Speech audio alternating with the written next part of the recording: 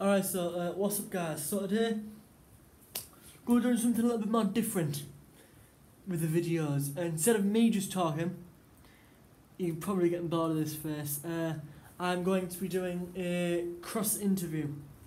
I'm going to be interviewing Leo Evison there, so I'm just going to move this there. So if you want to move this way a bit, Leo. So, first of all, Leo, what are your views on global warming? Other than the fact that we could be dead by 2050 if we don't recycle enough. Now, how could we be dead by 2050? Pollution, the carbon emissions, not recycling enough. And what do you have to say about the Amazon rainforest at the minute? Because that seems to be getting quite ablaze. Let it rain instead of let it snow. Let it rain. Let it rain. Let it right. rain. What do you think about the Brazil's president's current policy towards the Amazon rainforest with the letting the loggers come in? Letting the loggers come in. Yeah, what do you think about them? What do I think about them? I don't know really. I don't know what to make of it. I really don't. I'd say it could be a good thing.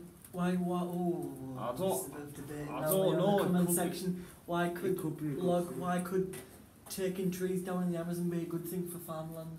I don't know. I mean, they could grow more crops. There's more space. More mean, space. You never know. They could have. If they're legally allowed to do it, then yeah. But it's bad either way. It's a 50-50 chance it's good because you're losing I can't really explain it. It's not very good to take down trees. Right. But yeah, I don't really agree with taking down trees, to be honest. But you know. So the next subjective topic, Hong Kong. What do you make about that? Hong Kong riots. Hong Kong riots. Well, I can understand why they're doing it, and I fully understand why they want to do it.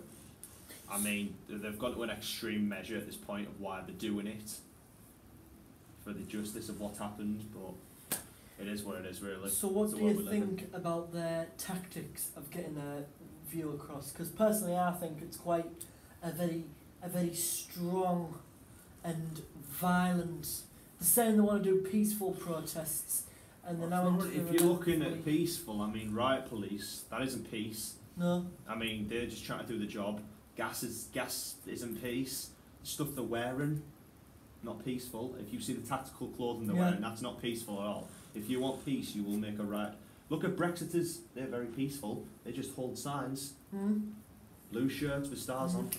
Yeah, but that's peace.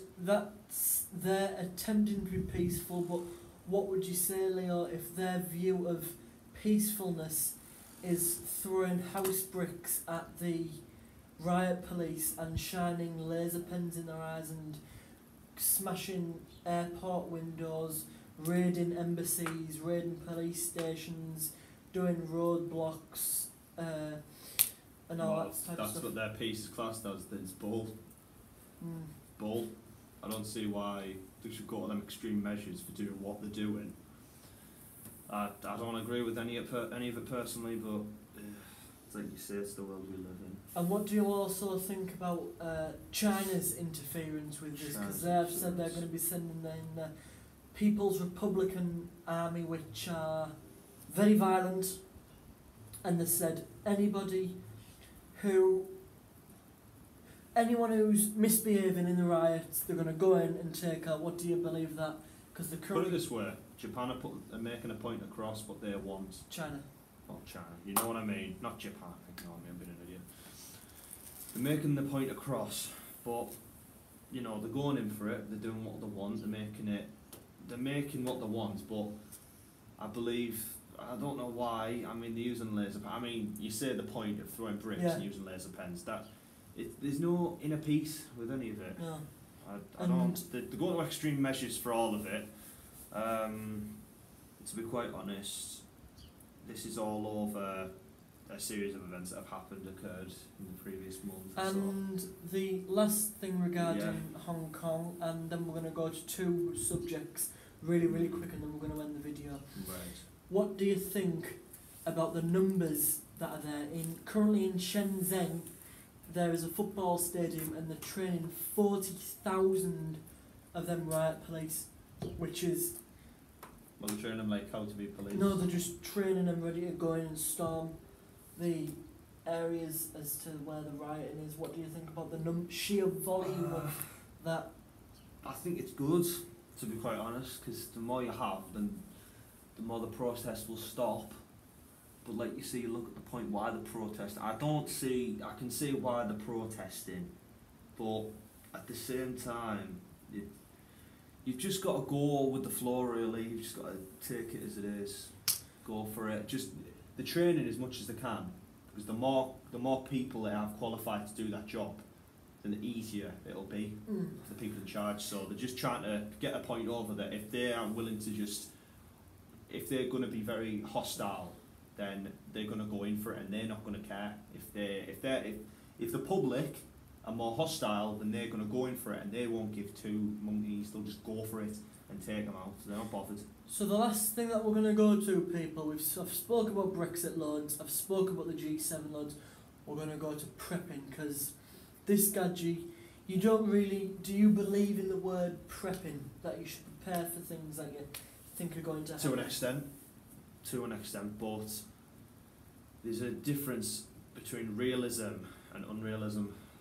The fact is, October 31st, we're leaving the European Union. Everyone knows that. That's Boris Johnson has promised that, but with that, it means low quality on foods, crops. We're going to be struggling, but we're going to have to get as much as we can. We're going to have to get. We've been making good deals in Biarritz, I think it is, in France. Biarritz. It's just been the G7 summit with Trump, and he's met with Emmanuel Macron, the French president. So he's got the points over that Trump has agreed with Boris they're going to be having great trade unions across between the UK and the US. So that could be a good standing point for us.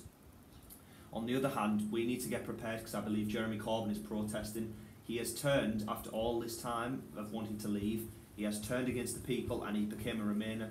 Corbyn is about the Labour and the Workers' Party. He's not for the workers. He should know his place. He should know when to step down. And to be quite honest, I think he should step down as soon as possible. But as for Boris, I feel like I believe in him and he'll do a good job for this. For this country, I believe in Boris. I've always liked him and I think he'll do a great job for the country. So what do you think then, this is the last one, people, about the people, the preppers, who stockpile a house with food for 30 days or something and go to extreme lengths as to what do you think the difference is between the people who stockpile food and go to absolute extreme lengths to keep the family safe, to the people who, what are the this is quite hard to put it, I know what you're trying to say. There's a difference, like you say, between realism and unrealism. What are the differences between them extreme ones? Because, for example, if people say, "Oh, you shouldn't prep," well, when you learn to drive, Leo, in the back of your car you will have a spare tyre, won't you? And a first aid kit. Yeah. You're preparing for an eventuality which could either be unrealistic or realistic. People like me and thousands of other hidden preppers, we're preparing for a no-deal Brexit and economic collapse. We've got food, we're stockpiling food, water and everything else. What's the difference between stockpiling for a crash or snow or stockpiling for a no-deal Brexit?